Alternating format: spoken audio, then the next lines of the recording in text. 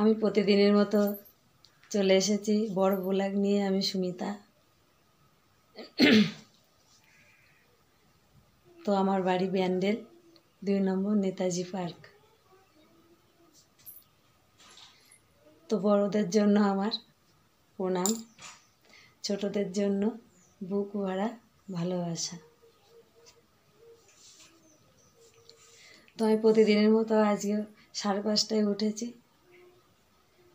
তো উঠে আমি মানে সব কাজ, কিছু কাজ সকালের কিছু কাজ হয়ে গেছে, সকালের টিফিন হয়ে গেছে।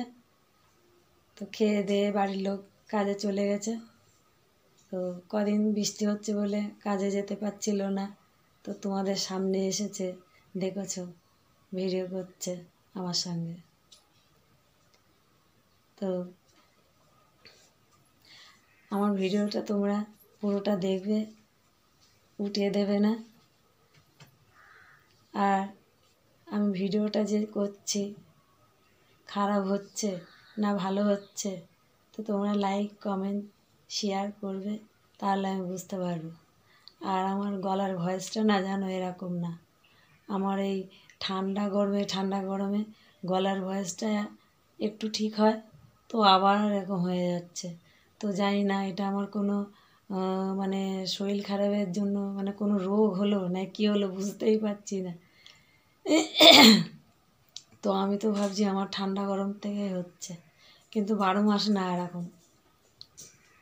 ওই জন্য আমার সাহস আছে যে কোনো ভয়ের কারণ নেই, ঠিক হয়ে যায় তো আবার হয়। তো আমি বুঝতেই পারি যে আমার এটা ঠান্ডা গরমে, তবু না ভয় লাগে। তা যাই হোক, তো এরকম চলছে। যদি দেখি যে বেশি একটা খুব হচ্ছে, তাহলে তো ডাক্তারের কাছে যেতে হবে। তো যাই হোক বন্ধুরা, তো আমি সকালে টিফিন করেছি আজকে আলুর তরকারি, মুসুরির ডাল দিয়ে আর রুটি, সকালের টিফিন। আর সকালে এখনও বাসি কাজ বলছে, ঘর ঝাড় দেওয়া হয়ে গেছে, দরজায় জল ছিটিয়ে দিয়েছি। দিয়ে তারপরে আমি তার আগে নিজে বাসি জামা কাপড় ছেড়ে কোমর অবধি জল ঢেলেছি। এটা উলট পালট হয়ে যাচ্ছে যে কথাটা। তারপরে আমি রান্নাঘরে ঢুকে রান্নাঘর পরিষ্কার করে টিফিন করার জন্য ততটা বাসন দরকার ততটা ধুয়ে নিয়েছি। নেওয়ার পরে বাসি বাসন আর যা ছিল সাইড করে দিয়েছি। দিয়ে টিফিন বানানো হয়ে গেছে। এবার তারপরে ঘর টিফিন বানাতে বানাতে তার মধ্যে বাসি ঘর ঝাড় দিয়েছি, দরজায় সব জল ছিটিয়ে দিয়েছি, দরজায় দিয়ে তারপরে আমি কয়েকটা ভিডিও করেছি। আর আমার কথাগুলো ওলট পালট হয়ে যাচ্ছে কেন জানো? আমি এখন কয়েকটা ভিডিও ছেড়েছি, ওর জন্য গলার ভয়েসটাও কথাটাও মানে কষ্ট হচ্ছে। আর আমি ভিডিও করি না, আমি খালি মুখ নাড়াই না, আমি গানটাও করি। আমার নালে ভিডিও করে আমার মন ভরে না। তো ওর জন্য আমার গলাটা মনে হয় আর একটু তার মধ্যে ঠান্ডা গরম লাগছে, ওর জন্য গলার সমস্যাটা হচ্ছে।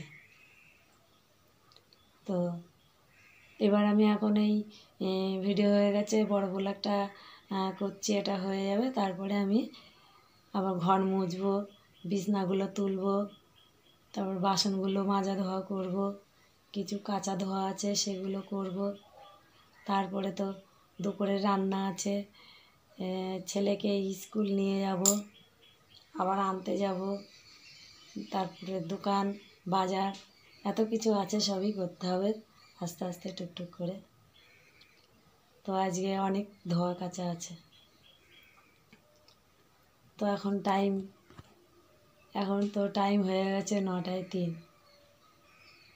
তো আস্তে আস্তে করতে হবে, সব দিকেই করতে হবে। আমরা মেয়ে মানুষ তো, আমাদের মানে বুদ্ধি খাটিয়ে সব কিছু আস্তে আস্তে পাটে পাটে করতে হবে। কেন বেটা ছেলেরা যদি ঘরে থাকে তো তাতে তো হবে না, ইনকাম তো করতে হবে, নাহলে আমরাও বা চলবো কী করে? তারা তো বাইরে কাজে যায় আমাদের জন্যে। তো এইভাবে চলছে। তো আমি ব্লগটা বেশি বড় করব না, তোমরা দেখবে, লাইক কমেন্ট শেয়ার করবে। আমি বারবার বলছি, এই একটা ছোট বোনের পাশে তোমরা থাকো, আমি যাতে এগিয়ে যেতে পারি, তোমরা আমাকে সাপোর্ট করো। তো আমি এইখানে রাখছি, আমার অনেক কাজ আছে এখনো। টাটা।